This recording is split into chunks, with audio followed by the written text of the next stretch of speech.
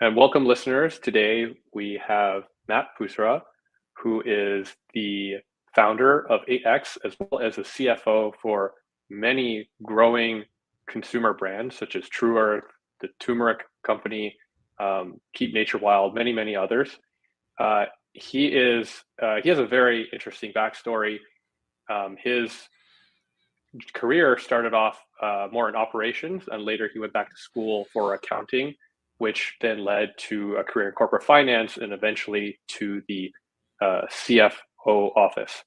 Um, now, because his experience spans so many different roles, I'm really excited to learn more about how he views the brand's use of cash and how that affects their valuations and things like that from both the operations as well as the financial perspective. So, welcome to the show, Matt. Thank you so much. I'm so honored to be here. Awesome. Well, I guess my first question, maybe you can just kind of give a little bit of background about yourself and how Sure. did you first get involved in specifically finance for consumer brands? Yeah. Well, there was a bit of a long story to get from where I started off in high school to becoming CFO for the first time. We'll skip a bit of that, but I was appointed by a board of a private equity group to be their CFO for the group. So we had, I don't know, 5 or 6 funds and a bunch of operating companies, and we managed 80 million in capital. Um, Loved being a CFO. Loved doing what I was doing there. The thing I didn't love was a 3-hour commute every single day. So I would leave usually before my kids left for school, and I'd get home after they had dinner, and I'd have like an hour with them. So not a lot of time with my family. And I always told myself that I wouldn't sacrifice family for success. So when COVID happened, I got 3 hours a day back, and I was like, this is amazing. I'm home so much. So then I told this firm, and I love them. I'm still in touch with them, of course. But I was like, hey, when COVID's over, I'm going to stay working from home. And they were like, well, you can't do that. And I was like, oh, I guess I quit then. So then I quit. And consumer brands, basically, for the year before I quit, I'd been doing just a bit of consulting for a marketing agency that's owned by Jordan West. Talking to a few of their clients, realized I love the challenges and helping people through some of that stuff. And so really I fell into consumer brands. But I love being a CFO, and I sort of just followed a path and ended up working with e-commerce and consumer brands. Super cool. Sometimes these journeys in life is not something you can plan for, right? You didn't Not at plan all. to just kind of take one step at a time and see what types of work you love. Well, I didn't Um, know what I wanted to be until I was 30. And now that I figured that out, I will do this. What I'm doing now, I'll do it forever until I can't do it anymore. And I'll just do less of it when I don't need money anymore. I'm sure a lot of the entrepreneurs on our show is going to resonate with that sentiment as Mm-hmm. well. Mm-hmm. Actually, speaking of entrepreneurship, so you later on started your own consulting company, Mm-hmm. 8X, and you offer this kind of fractional CFO services. Tell me more about that experience there, and then how that journey has been going for you. Yeah. So I started 8X officially in 2019, and I fully launched sort of on my own completely in 2021. And how's it been going? I mean, I love it. It's been awesome. The e-commerce community, around the world is just a wonderful community. I love that I get to meet so many people and I get to help a lot of people. Um, and I think one of my favorite things about being an entrepreneur and doing this is A, I'm doing something I love, but B, I love sort of the interplay with the market. That's the latest thing this year has been the market shifted. Okay, people are figuring this out on their own now. So I got to stop doing that. I got to do something just a bit extra. And so we're adding staff around where do we think services should go? And supply chain is a new thing that we're going to be doing soon. And so we see that need emerging. And so how do we staff supply chain? How do we help more with that? How do we help with inventory and whatnot? And so I love the interaction with like these market forces, and I love the interaction with these brand owners who are big goals, big dreams, and they push me hard and I push back, and I love the interplay there. And one of the things I love, which maybe sound weird, is um, making mistakes. um, Sometimes we lose a client, sometimes we make them happy again, but it's something that we learn from every time, and we're always better when it happens. And it happened twice this year. It was very painful, but we're 10 times better than we were before those mistakes happened. And for all our listeners, 8x, from what I understand, you guys have a very interesting free offering. Actually, it's called Mm-hmm. the Growth Plan, the Strategic Growth Plan, where you guys will help a entrepreneur or a consumer brand founder build a 3-year model month Mm-hmm. by month. Mm-hmm. Maybe you want to just tell our audience a little bit more about that and like Sure. who qualifies. Yeah, this is something we just started doing because what we realized is like how when you want to hire a marketing agency or you want to hire somebody, right? It's so hard to know if they're going to be good at what they do, right? So what we decided is we'll show you how good we are. So you have the opportunity if you fit within a few parameters, revenue and everything else. Um, we will do this plan. So we'll take some Shopify information or Magento, WooCommerce, whatever, and we'll take your financial information and we'll create a 3-year financial plan. You tell us where do you want to go, what you want the business to look like. We will map out the plan for you to get there. You'll have an income statement, you'll have a balance sheet, you'll have cash flows, you'll have inventory balances, you'll have margins, you'll have ad spend, you'll have everything in this 3-year plan. In addition to the plan, myself and my other CFO review for profitability, SKU, valuation, and operating recommendations. And then we send you a bunch of free tools that we always use for our clients, and you can have them. And so you get a chance to see how we think. You get a chance to see if we can do what we say we can do. And honestly, if you don't sign with us, you have a fucking plan that's going to help you for the next 3 years, and you can use it or not use it, but it's something that will work. We solve for cash for you. So, um, people, every time I deliver it, people love it. Not everybody signs on, and that's okay. But it's a wonderful thing to have somebody like us review your finances and where you can go and how you're going to get there. Yeah, I can see that being super valuable, especially some of these more creative brand founders don't really have an idea where to Mm-hmm. start when it comes to thinking about their finances strategically. But stay tuned at the end of the show. We'll give you more information on how to get in touch with Matt and the team at 8x. Mm-hmm. Actually, that's curious. Why do you pick the name 8x? Oh, so there's the Japanese proverb. This is cheesy, but there's a Japanese proverb, and I don't know what it is in Japanese, but it says "fall 7 times, stand up 8."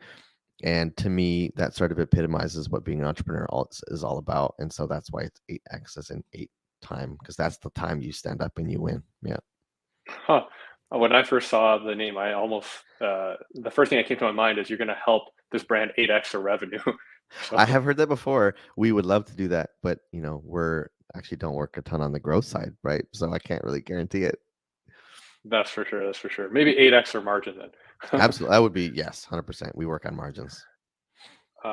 Awesome. Well, let's kind of get into the meat of it. I Sure. know you're very passionate about this concept of cash conversion cycle. I am. For listeners who may not be so intricately familiar, maybe you can just help them understand, explain a little bit what is the cash conversion cycle, how is it calculated, and why is it so important for a consumer brand? Yes, cash conversion cycle. So your cash conversion cycle is made up of 3 components. It is how many days of sales are in your accounts receivable. So, for example, let's say you sell 100 grand to me, you have 30-day terms. Well, that's 30 days of sales sitting in AR that you haven't collected in cash yet. You're waiting to collect it. The other component is um, inventory. How many days worth of sales do you have buried in inventory? Let's say that 100 grand costs you 50 to produce. So you buy 50, you have 50 grand sitting on the shelf. That's 30 days of sales sitting in inventory on your shelf. And then you have days payable. So for that 50 grand on your shelf, do you have terms with your supplier or not? And let's say your supplier gives you a month to pay, then you have 30 days of payables because you have 30 day, you have 50 grand on yourself, but you have 30 days to pay it. That's 30 days of payables. Now, when you map this out, essentially what you can see is that your cash conversion cycle. Ooh, I'm testing myself here. Cash in Yeah, so your cash per cycle is about 30 days, I think. Yeah, because you have to order your materials and then you have to pay for them. And so basically from the date that you pay for your materials, from the date that you get the money, that's your cash conversion cycle. And so the way that you measure it is actually, I'm not going to get into the details of the calculations. I can send them to you so your listeners can have it like in a sheet for them. But it's so important because it's measuring how long from when you pay for your stuff to when you get the money back. Now, one you might imagine, of course, If you pay for all your stuff and you get paid in the same day, well, your cash conversion cycle is 0, which means you always have a ton of money, right? Because your inventory is getting paid by the clients on the same time. If your cash conversion cycle is quite long, most brands, it's between 90 and 120 days. It means that you pay for your inventory. You have to wait 90 days to collect the money that you bought the inventory for. So what's happening is that it's all that cash is soaked up in your balance sheet instead of available for you to use. Some brands have a negative cash conversion cycle. Here's what that would look like. So I order my product from my supplier. I order one product, it's $100. I order it. I sell it before it arrives on a pre-order. I get the money today. It arrives in a week. I ship it, and then 2 weeks later, I pay for it. My cash conversion cycle is negative. Why? Because I've gotten the money for that product now, and I don't have to pay for it yet, which means I have $100 I can do something with to earn more money than simply just pay that bill. So the lower you can make that number, the more money you're going to have in your bank account. That's fantastic overview. I love the example, Matt. And I guess just for my own clarity, it sounds like really all that the fundamentally boils down to is that a dollar today is worth more than a dollar tomorrow. Heck And the yes. faster you can get the cash that you have to be productive and generate sales, the more valuable your business will be. Would you say that's accurate? Yep. Yep. Because all brands, whether you realize it or not, are purchased off a multiple of cash flow. Mhm. We use a bunch of obscure layers. Everyone knows that you can buy a brand for a multiple of revenue or EBITDA. Those are all obscurities off of free cash flow. Free cash flow is very hard to measure, and so people just end up not doing it. They look at EBITDA as a measure of free cash flow. It's actually not. Professional big money acquirers that are buying big brands are looking at free cash flow to the dollar. When you're small, it's just EBITDA or SDE, sales discretionary earnings. But if you have better cash flow, you will get paid more for your business. Because I see the question, Dan. So let's say you look at any one business, it's doing $1 million a year, and the $1 million a year business, one of them has $1 million in the bank account, the other is 200K in the bank account and spits out one. This one spits out money. This one soaks up money. Which one would you rather own? Yeah, absolutely. The one with Exactly. 200K. Yeah, So I exactly. guess this it would be great. Do you have any examples from your past work where you're able to help make a business more cash efficient and therefore generate larger return on their acquisition or increase their enterprise value, things like that? Yeah, so I don't have an exact link from cash conversion to acquisition in my work. Well, I mean, yet. But I do have an example from a business I worked with. This was 2022. They were a clothing business doing about $8 million a year. And the way that we approach improving your cash conversion cycle is in small increments. So we look at what's called the power of one, which is where you try to get paid one day faster. You try to pay your suppliers one day later. You try to sell 1% more orders. You try to cut costs by 1%. So you just look at just very, very small changes. Okay. When I mapped out this power of one formula for this client, they had an extra $250,000 of cash in the bank at the end of the year that we were looking at. And so then it's look, can you find 1% to cut out of your operating expenses? Easy. Anybody can do that. Can you sell 1% more orders? 100%. Can you increase prices by 1%? Your customers won't even notice. Can you pay your suppliers like 1 day or 2 days later? They won't even ask a question. You'll just do it. So you can map these incredibly small changes onto your cash conversion cycle and come up with hundreds of thousands of dollars more money out of cash at the end of the year. Yes. That's incredible. I've never actually heard of that tactic before, but it totally makes sense, right? There's a lot of it's what do they say? It's similar to the death by a thousand cuts, right? There's all these Exactly. small. Yep, yep. Yeah, that's incredible. And then, Mhm. so I guess because part of my day job, I'm a founder of a inventory planning, demand planning Mm, software platform, cool. and because inventory is one of the three key components Mhm. to the cash conversion cycle, Mhm. wanted to get a little bit more into how you've thought about improving the inventory position for some of these brands to Mm-hmm. improve Mm-hmm. their overall financial position. So, um, first of all, I guess maybe we can just do some quick benchmarking. Sure. As a CFO that's seen so many consumer brands, Mm-hmm. what would you say is like a healthy inventory level for a consumer brand, whether in terms of ratios or whatever metrics that you've seen in the past? Yeah. Um, Could be by industry. sure. I'll give some general ones.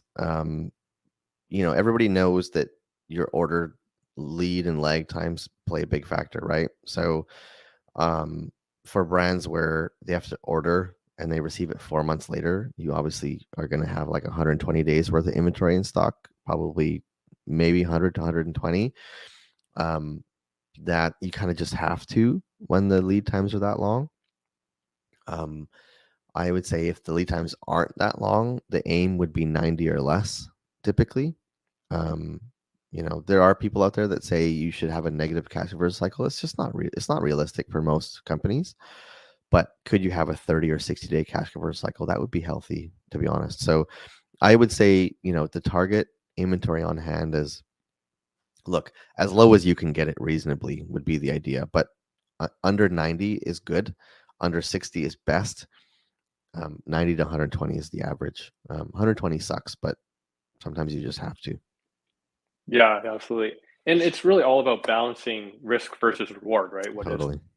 the risk of you not having enough inventory when a huge spike in demand comes versus holding that buffer, Hmm. but not actually taking advantage of it or leveraging it to generate more sales. So Yes. uh, I guess from that perspective, um, when you think of the overstocking issue with brands that you've seen that have overstocked, Hmm. what are some of the like hidden financial impacts of overstocking? Like, what are some of Oh the God, opportunity cost of capital so that you've many. seen?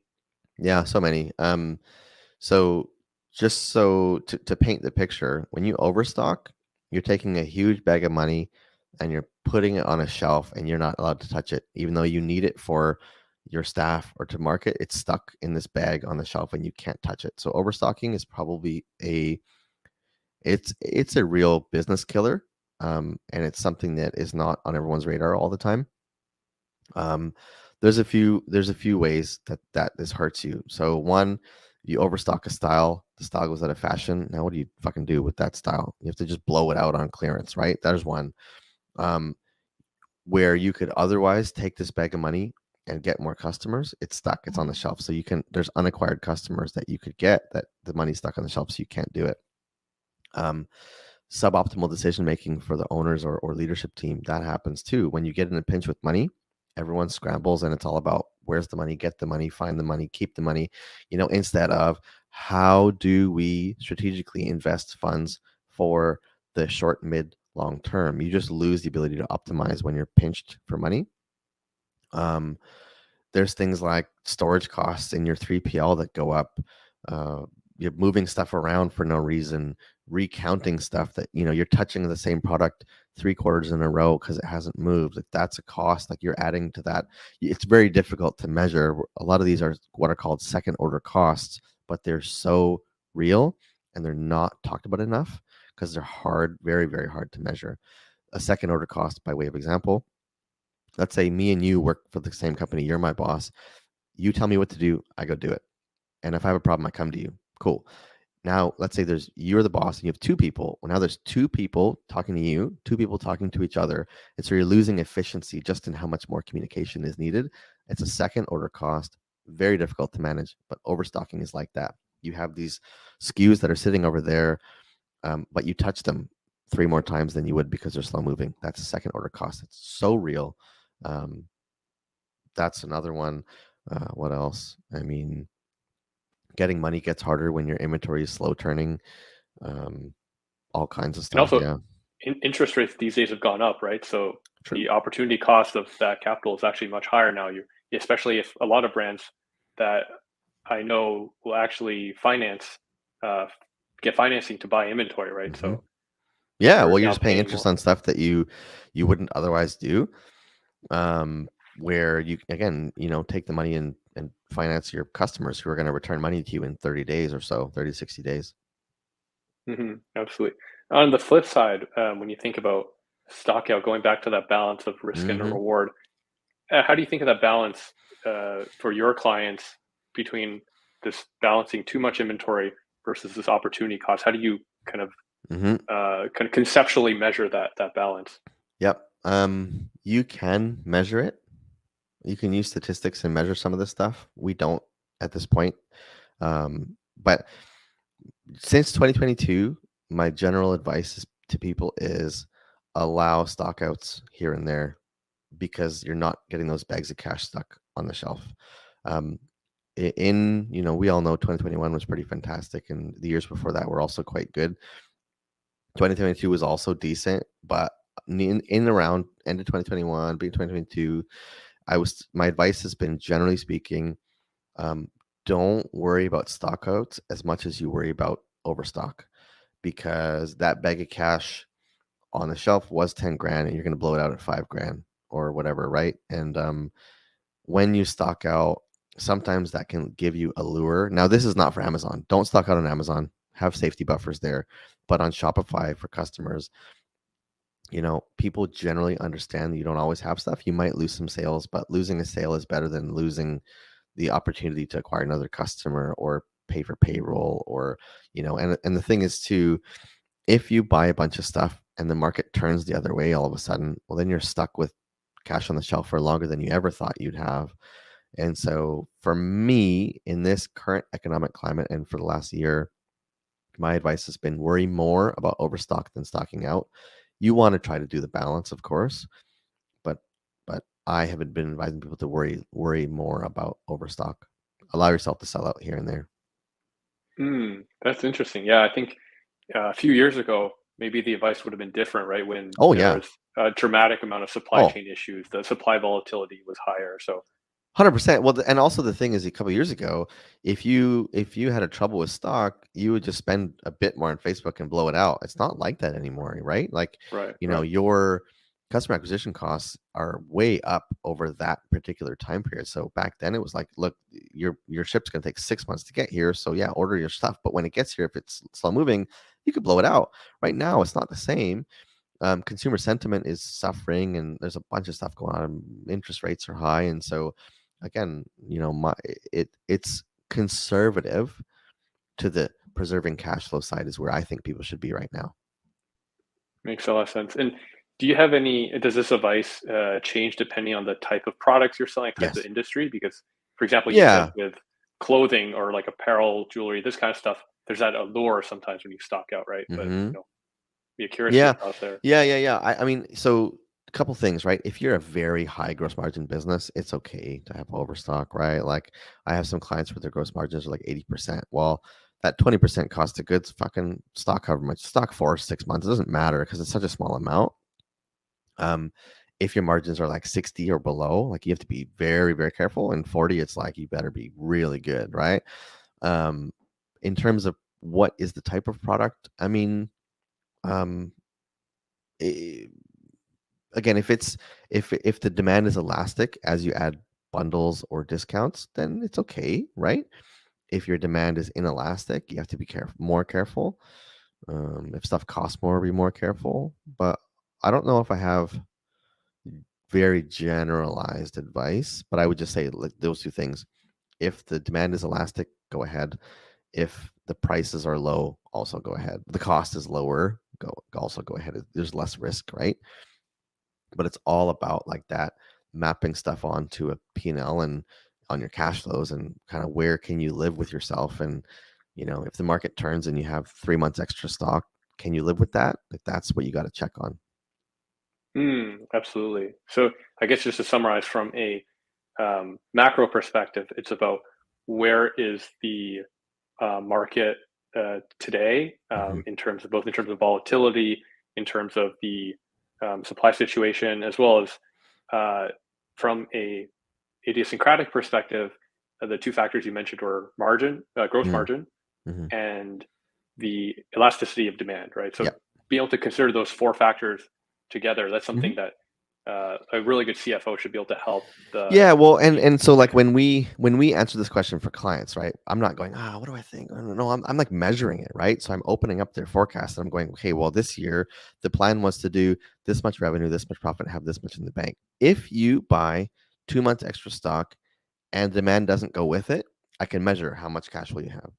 If demand goes properly, I can measure how much cash you're supposed to have. So when we answer this question, we're like running 4 or 5 different scenarios to check, what does cash look like? What does margin look like? Are you in the hole? Are you, because again, if someone buys 2 months extra and demand flattens and they still have 500 grand in the bank, well, it's okay then, right? But if they order 2 months extra and demand flattens and they have no money, well, that person has to be careful. So it's contextual with the 4 things you said, but also to the own financial structure and health of the business too. And your CFO can check. Like Dan, you're like, I want to order an extra month worth of stock. I'm like, okay, cool. How much cash do you need? Boop, boop, boop. Check it. Fine. And what happens if demand doesn't materialize? Boop, boop, boop. Okay, no, it sucks, or it's fine. You can measure it. Absolutely, absolutely. And then I guess like just from a experience perspective, you worked a Mm. lot of brands. Have you ever seen a situation where you're like, oh my God, they should have asked their CFO this question earlier. They never should have stocked out this much, or they never should have overstocked this much. What was like the most severe situation that you kind of encountered where you're like, just, hitting your face? Mm. Good question. Um, I work. Yeah, we there's a brand that I used to work with that stocked out on Amazon all the time, and their listing got hammered. Right, you just can't stock out on Amazon. You have to be so careful because they just hammer your listing ranking. So that one was very painful, and we over order now for them because why? Well, there's a couple reasons why. A, it's Amazon, and if you fuck up the ordering, they hammer your listing. B, it's a low cost item. C, they have 1 or 2 SKUs and there's always regular demand. So we might have one more month, but the demand will come and soak it up. So we over order for them. On the other side, under ordering, yeah, there's another client where we're talking like 8-figure inventories, and we over ordered ancillaries and under ordered core products. So the balance sheet dollar amount looked great, but we got pinchy in a bunch of different omni channels because of our hero stuff was suffering a bit. And then our ancillaries were like, again, we had bags of money and shit that were like order bumps and upsells, and the bags of money were on the shelf that we couldn't use for the hero stuff that we wanted. So that was a problem. In terms of stockouts, I'll tell you, not enough people stock out, man. I don't see it enough. I would like to see it more. There is a brand I work with that stocked out, and we're like, well, pre-order, and they have a very good product. But pre-orders have been working awesome. So their cash reverse cycle is great because people pre-order a ton. Mind you, they have 5 months waiting when they order something to when they get it. So, more people should stock out. Like more people should stock out for sure. That's a great insight, actually. If you have a really high demand product, like you said, around the elasticity or demand, you're able to still make sales through pre-orders Mm, or through the back ordered hmm. listings, then that's a huge advantage from a cash flow perspective, So right? huge.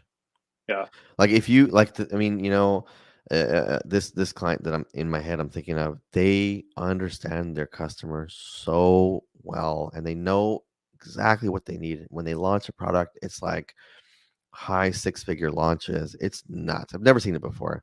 And then when they go on pre-order, they're still mid 6 figures on pre-order because their customers love what they made. And so if you can do that, like just connect with your customers and make what they love to see, know who the competitors are, find your niche within that. And like if you can do that, like, I mean, again, it's everybody's dream to have six-figure months on pre-order. But can't not everybody yeah, does it. that's incredible. Yeah, no, this is the kind of stuff which is super fascinating for me, right? Because Hmm. when most people think about finance, they think, oh, it's just boring number stuff, but Hmm. they don't really think about how does it connect with your understanding of your customer, right? How does your Totally. understanding of customer connect with the numbers, right? So this is pretty cool that you're able to Hmm. illustrate that for us. Well, yeah. Well, so Uh, here's an example. So purchase 10% less inventory, and you get to keep that 10% as the shareholder or owner. Like you get to put it in your own jeans at the end of the freaking year. So that's one of the reasons every year I'm like, everybody cut 10% in inventory. And it's just a good exercise to make your team go through the process of, well, if I had to order 10% less, what would I do? And again, first thing first, just cut the slow moving SKUs, cut your bottom 20% every fucking quarter, right? Like cut those. If people don't want them, why do you have them, right? Anyway, I'm a bit passionate. Sorry.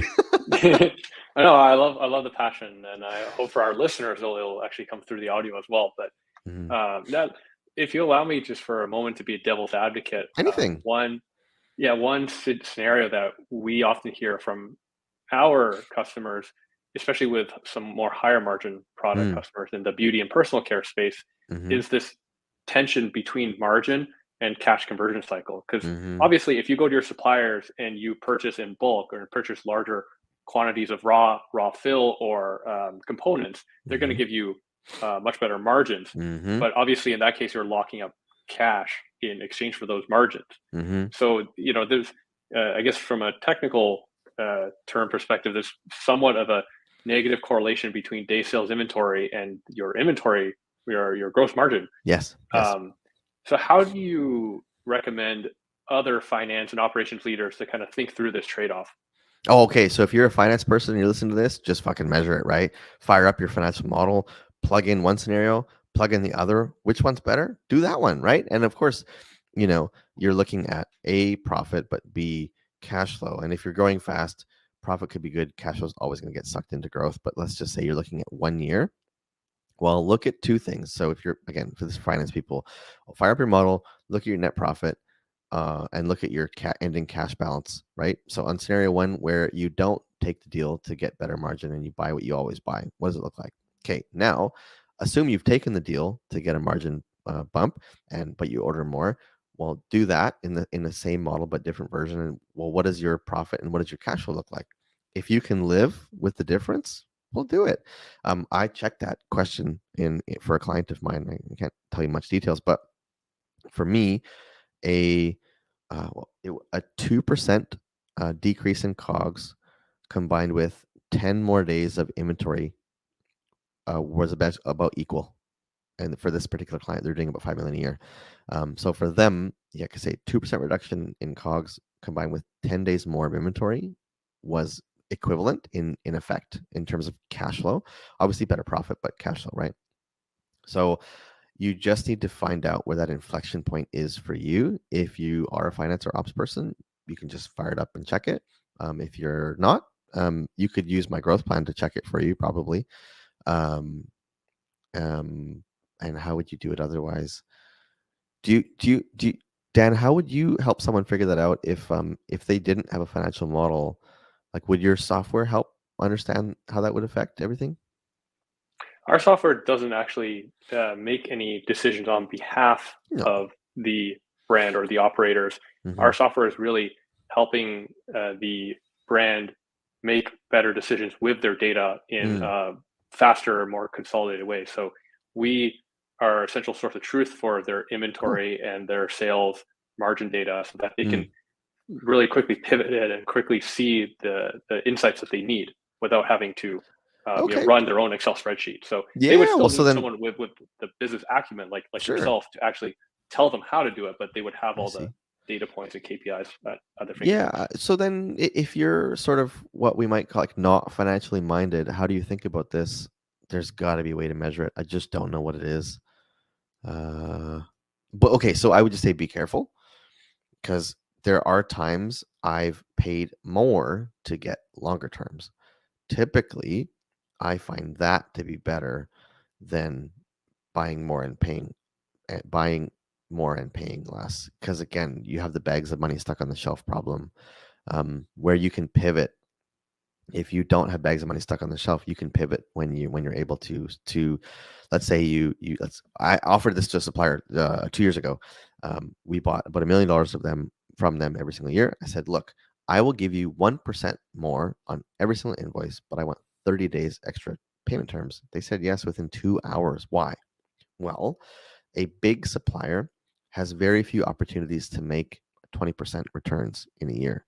Me giving them 1% on every invoice is about 20% a year. They took it instantly because they have these massive banking facilities. And mind you, a Chinese supplier won't do that probably, not until you have a very long relationship. But this was an American supplier. So if you have an American supplier, you can negotiate things like that.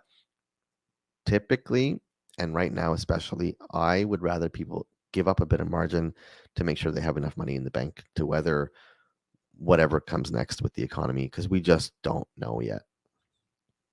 No, absolutely. So I guess from that perspective, the insight that I got is if your supplier has lower cost of capital than you do, then oftentimes it's better for them to kind of take on that Mm-hmm. risk or that responsibility holding on to the cash, or like giving you better payment terms rather than you having to deal with the cash flow, Totally. right? So you can pay them a little bit more, but they have better terms than you from their banking facilities, right? 100%. So And then your people don't have to count it and move it around and find, I again, it is a macro economy thing as well, but like it's exactly like you say, your suppliers are typically bigger, more sophisticated, they have more staff, they have better facilities, so let them do the hard work and hold on to stuff. Now, someone I work with just negotiated with their supplier. They said, and you might get to this, but they did a big forecast for them. And they said to the supplier, hey, can you just start making all the stuff and we'll just buy from you over time? Now they have a good long relationship, but the supplier agreed.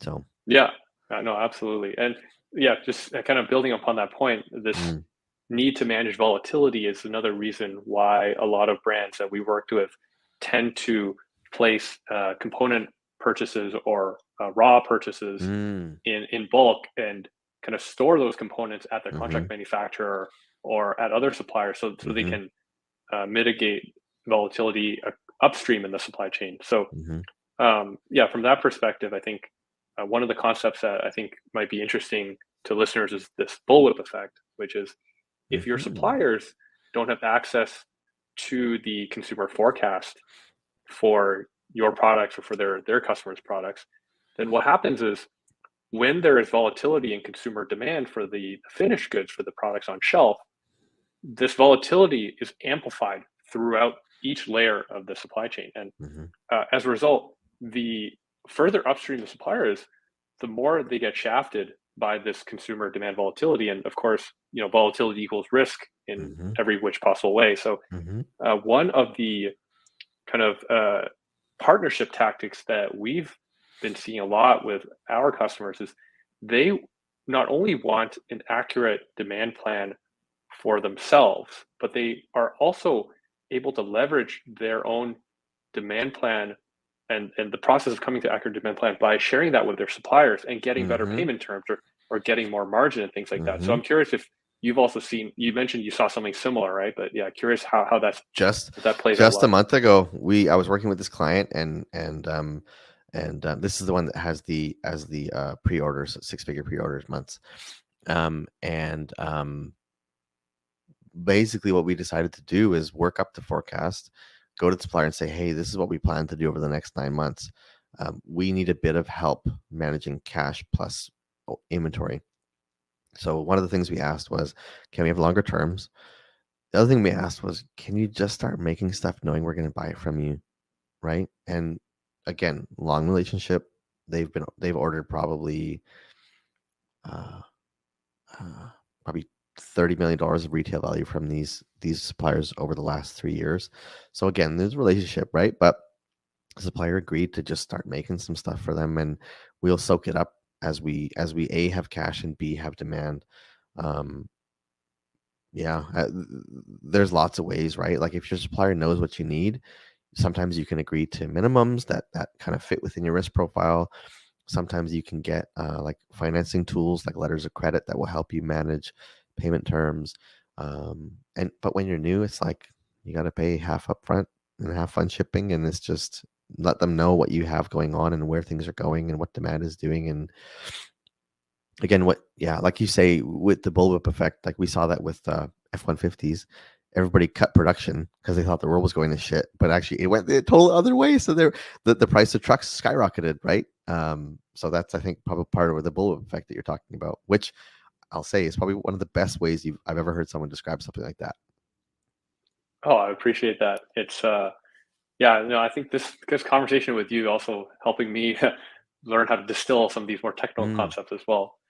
Um, I'm curious, have you heard of any brands with any hesitation around sharing their demand plan with their suppliers? Like, for example, your brand, their suppliers are probably also building products for their competitors, right? So maybe they Mm. don't want their potentially this information to get out, and how. And this is just Interesting. one potential concern, but I'm curious if you heard of Yeah. any similar or other concerns.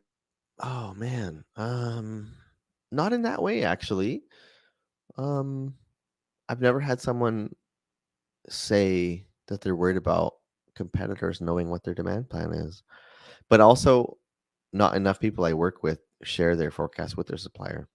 And I think after our conversation today, it's honestly something I think as something I has been sort of I've learned from you. We've done this before, but I feel like it has a more important place than we've given it in our own work. And so I think we're going to start recommending people do that a bit more. Um, I think one of the big ones is NDAs and just having that relationship with your suppliers. I think you can manage that information sharing. Um, yeah, Yeah, but because I guess go ahead, go ahead. if you have a long relationship, like you've worked with them for many years, and Hmm. you're growing as a brand, right? They want to Hmm. keep you as a Of customer, so course, they'll, yes, of course, yeah, yeah, yeah, yeah, and incentives are but aligned. yeah, just generally, not enough people share their forecasts for me to know what they're worried about if they do or don't. Yeah. Hmm. Yeah, and it's also going back to what you mentioned earlier around good inventory days on hand benchmarks, right? If your current Mm. lead time is 120 days, and your supplier is willing to cut that lead time down to 60 days just by you sharing your demand forecast on a regular Hmm. basis, and then that's 60 days of inventory just unlocked out of your shelves, So immediately, much right? money. So Through much through a money.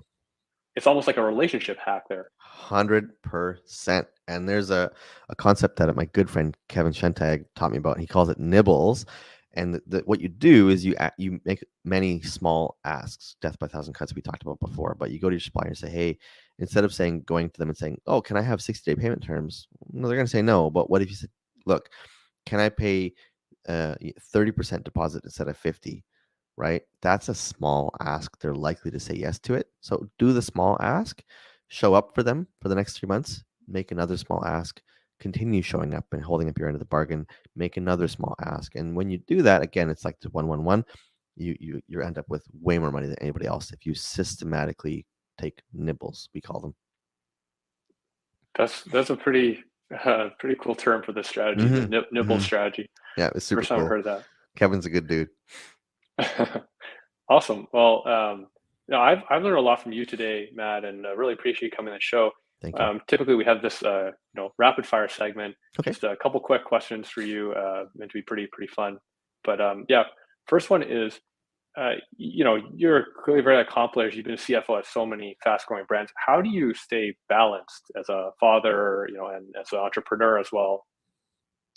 I don't. I don't. I don't. Not right now. What happens to me is I'll work like crazy, and then I'll hit a wall, and then I'll stop, and then I'll be like, "Oh shit, I got to spend more time with him." So then I'll do better there, and then it'll slowly creep back in. Then I'll hit a wall again. I'm like, "Fuck, okay, I got to realign." So for me, I just I lose the balance every other month, and then I have to just realign. That's how it works for me. Got it. And what would you say is your favorite book of the year been? Favorite book of the year?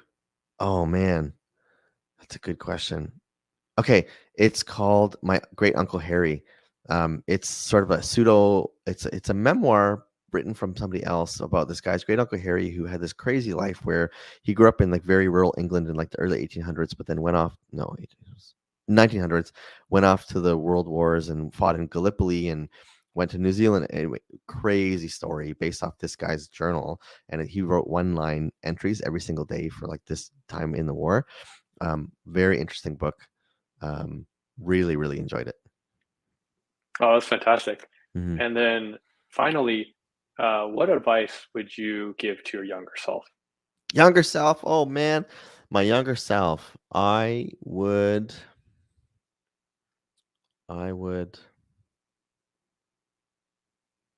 fuck, good question. What advice would I give? I would start a business sooner. I would start sooner. I Okay. didn't start my first business till I was like 32, 33, which is this one. And I would have started something else sooner just to get my feet wet and build up that stress tolerance and all that. Hmm. Got it. What would you say is the biggest benefit you've gotten from these past few years of entrepreneurship besides Oh just man. stress tolerance? Oh, a lot. I mean, I have more time with my family than I would have had if I was corporate. I have more money than I would have had if I was corporate. I have more relationships than I would have had. Um, it's been really wonderful. It's stressful, very stressful, and cash is hard when you're growing, but it's been wonderful, and I love almost every minute of it. Almost. Well, there you have it, listeners. This is a very strong plug to everyone who hasn't already made the jump from corporate to consider starting your own thing, whether that's Try a it new out. brand or a new consulting agency. I think there's a lot of life experience that can be gained. I completely agree with you, Matt. Right, this Thanks. my own entrepreneurship journey has been pretty fruitful and fulfilling as well. So Cool. awesome. Well, Matt, it was so great chatting with you today. There's a ton of takeaways for our listeners, from all the way from how to work with your suppliers to all the interesting levers such as nibbles and other ways that you can really increase your enterprise value of your business. And um, you know, I think one last thing I want to mention is that Hmm. if you're interested as a brand operator or a founder to take advantage of the growth plan, free growth plan from 8x, um, how should they reach out to you? What's the best way? Yeah, so you can find me on LinkedIn, Matt Putra. I'm very active on there. I will also give Dan a link that he could put in the show notes, and it'll take you directly to the growth plan application. And like I say, there's just a couple of parameters. Regardless of whether you get a free growth plan, you can either pay for it or we'll give you a whole bunch of free shit that is actually super useful with training videos and all that stuff as well. So you'll all get something if you go through this application, but I'll send down the link. Fantastic. Yes, Mhm. listeners, please uh, look in the show notes for a link to the resources, free resources, as well as the growth plan application. Cool. And once again, thank you so much, Matt. It was so Thanks, great Dan. This talking was to you. awesome. Yeah, this was really good. Have a great Black Friday, Cyber Monday week, everyone.